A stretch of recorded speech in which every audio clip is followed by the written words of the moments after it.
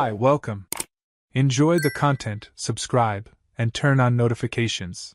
Trevor Morgan was a tech support specialist at a cybersecurity company in Denver, Colorado. A methodical and rational man, he always believed problems had solutions if you knew where to look.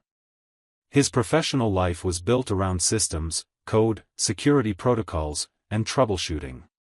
At work, he was known for his ability to spot vulnerabilities in complex networks, anticipate attacks before they happened, and detect patterns where others saw only noise.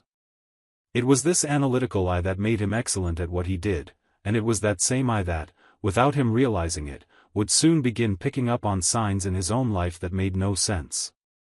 Married to Hannah for 5 years, Trevor thought they had a solid relationship based on mutual trust and respect. Hannah was a freelance graphic designer who mostly worked from home, and Trevor had always admired her independence, how she managed her own projects, her own schedule, her creativity. They'd met at a networking event for tech and design professionals, and from their very first date, there'd been a natural connection. She was outgoing, he was more reserved.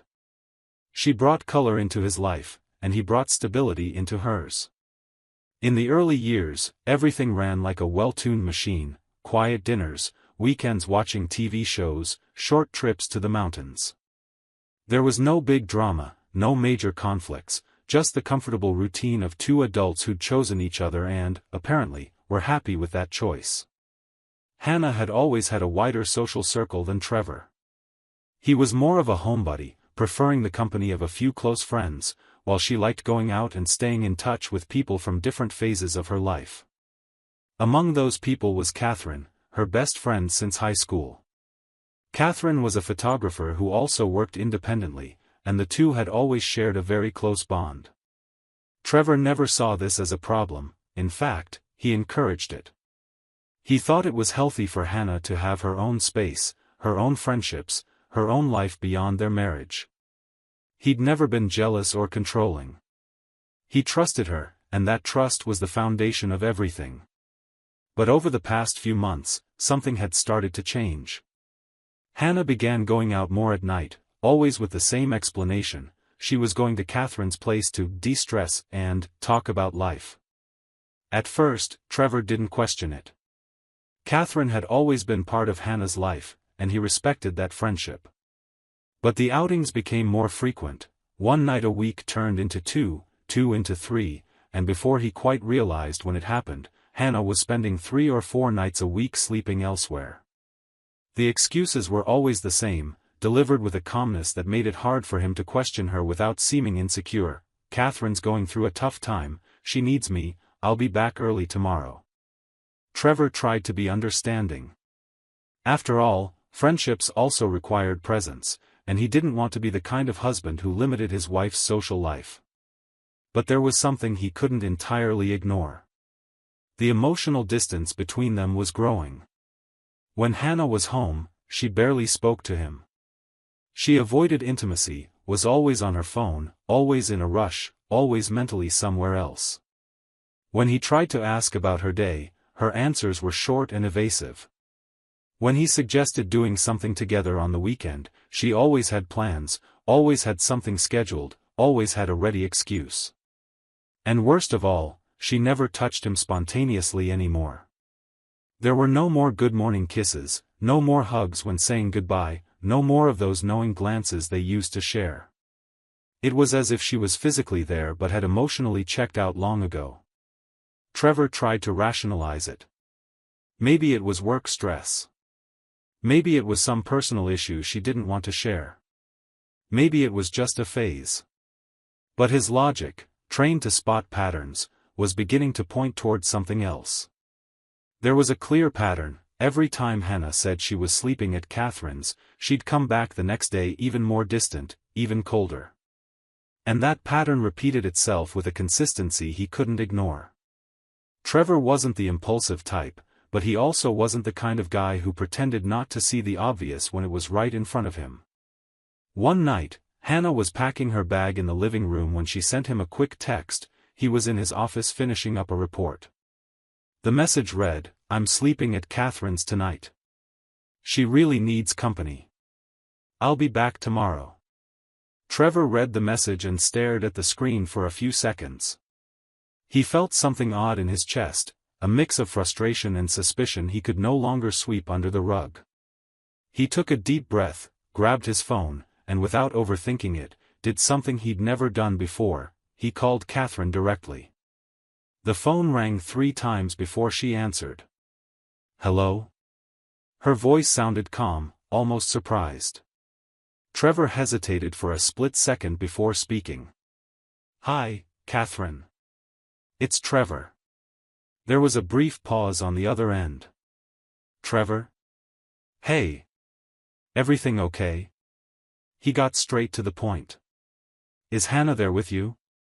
The reply came quickly, without hesitation. "Hannah? No, she's not here. I thought you two were home." Trevor's stomach tightened. "She's not there?" Katherine sounded confused. "No. Why? Did something happen?"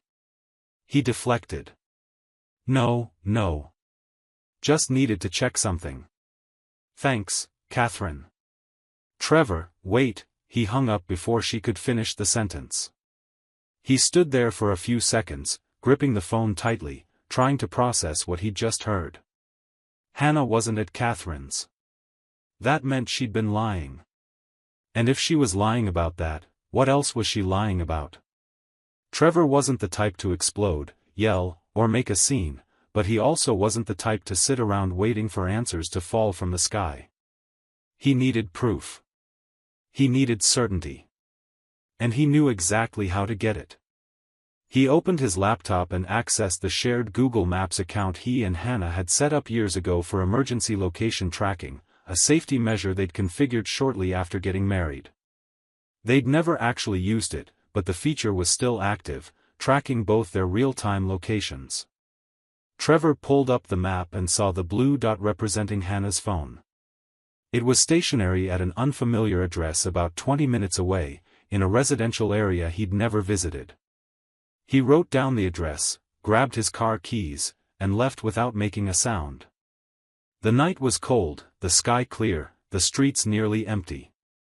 Trevor drove on autopilot, his mind racing, trying to piece the puzzle together. Who lived at that address? Why was Hannah there? And why lie about it? He didn't want to believe the obvious, but every mile he drove brought him closer to a truth he feared confirming. When he arrived at the address, he saw a modern apartment building with security at the front desk, neatly kept gardens, and parking spaces out front. He parked across the street, turned off the engine, and waited. He wasn't sure exactly what he expected to find, but he knew he needed to see it with his own eyes. 2 hours passed. Trevor sat there, watching, waiting, trying to stay calm.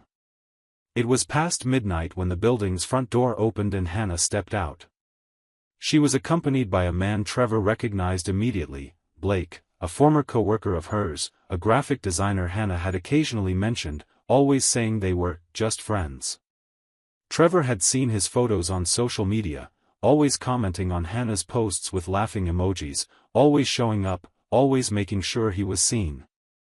Hannah had always downplayed it, saying Blake was just a friend, that he was nice, that Trevor didn't need to worry. And Trevor, trusting her, never did, until now. He watched the two of them standing out front, talking and laughing. And then, as if it were the most natural thing in the world, Blake leaned in and kissed Hannah. It wasn't a quick peck or a casual goodbye kiss, it was a long, intimate kiss, the kind that leaves no doubt about what's going on. Trevor's chest tightened, but he didn't look away. He grabbed his phone and started taking pictures, 1, 2, 3. He documented everything. When Hannah finally got in her car and drove off, Blake stood on the sidewalk waving before heading back inside. Trevor waited a few more minutes, just to be sure she was gone, then headed home. He arrived before she did. He sat on the living room couch, phone in hand, staring at the photos he'd just taken.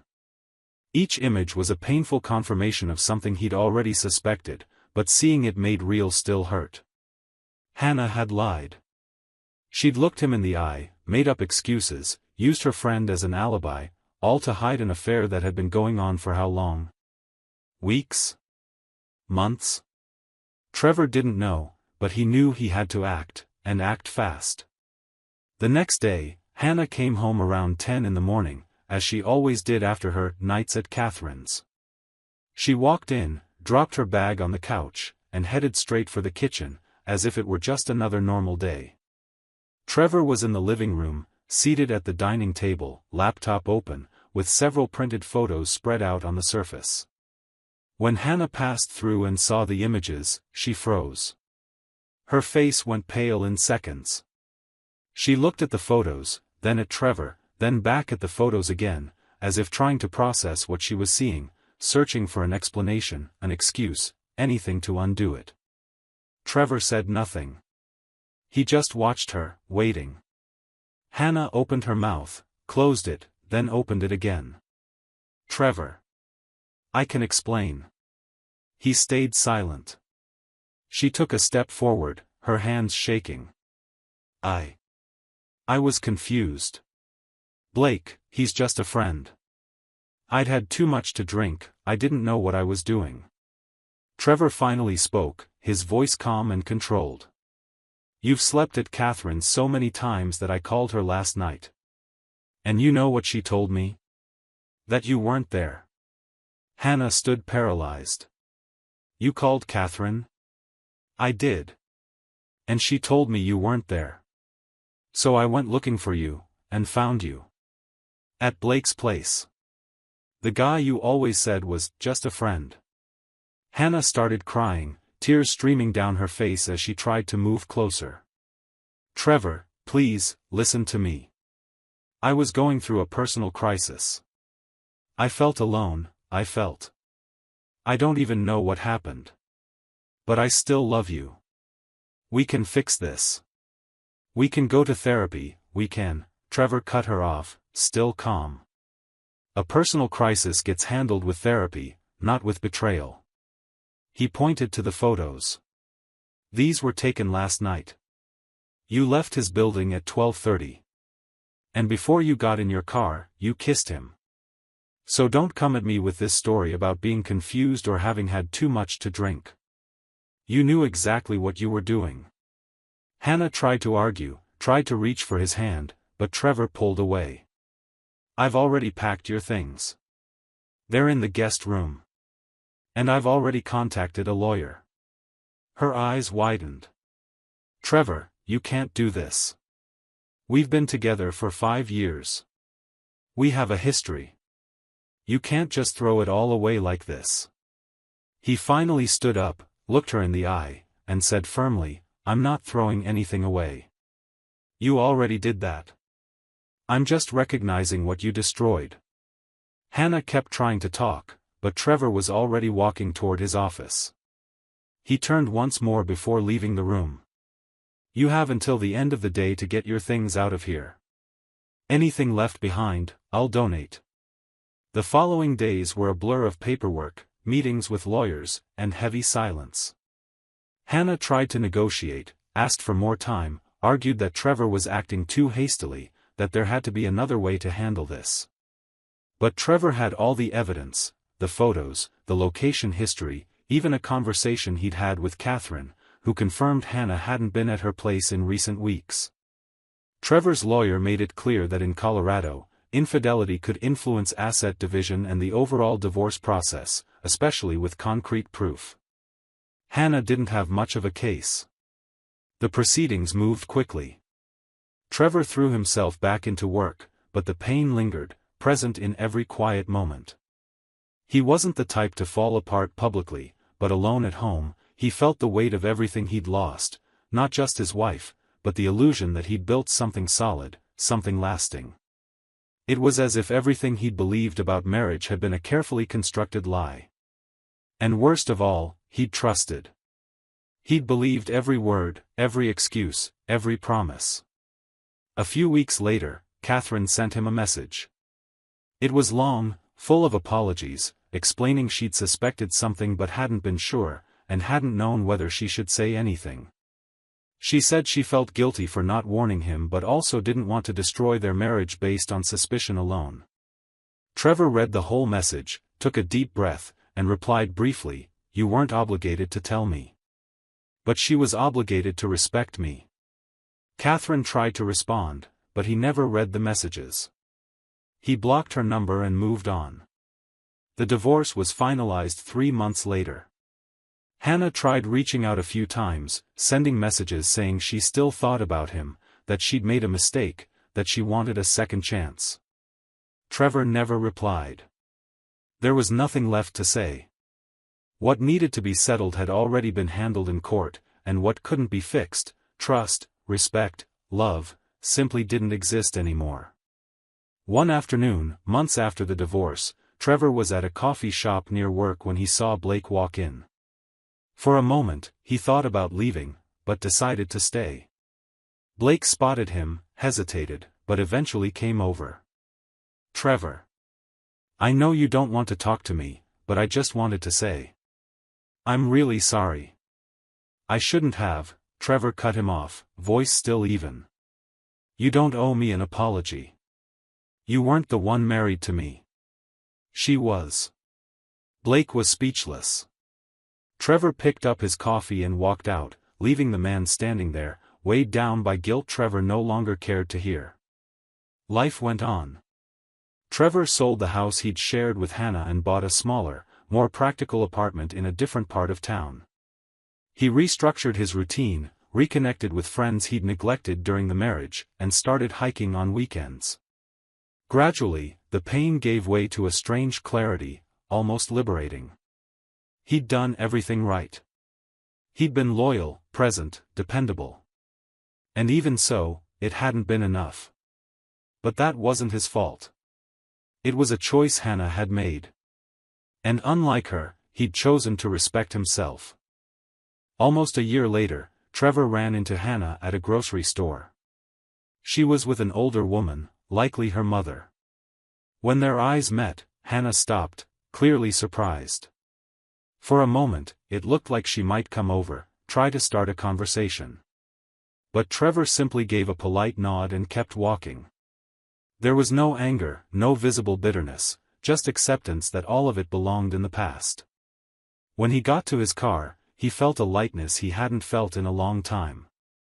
He'd moved on. Not the way he'd imagined, not the way he'd wanted, but he'd moved on. And that's when he understood something that completely shifted his perspective on what had happened. The betrayal hadn't destroyed him, it had revealed who he truly was. A man who, even in the face of pain, chose dignity. A man who, even when betrayed, refused to stoop. And in the end, that mattered more than any apology Hannah could have offered. Because some people lie so well they start believing their own lies. And others, like Trevor, have the courage to face the truth, no matter how painful, and keep moving forward. Without regrets. Without looking back. Just with the certainty that they made the right choice. And that, in the end, the greatest revenge isn't tearing down the person who betrayed you, it's rebuilding your life without them. And living well. Really well. Thank you for watching the video. If you enjoyed it, don't forget to subscribe to the channel and turn on notifications so you won't miss any updates. See you next time.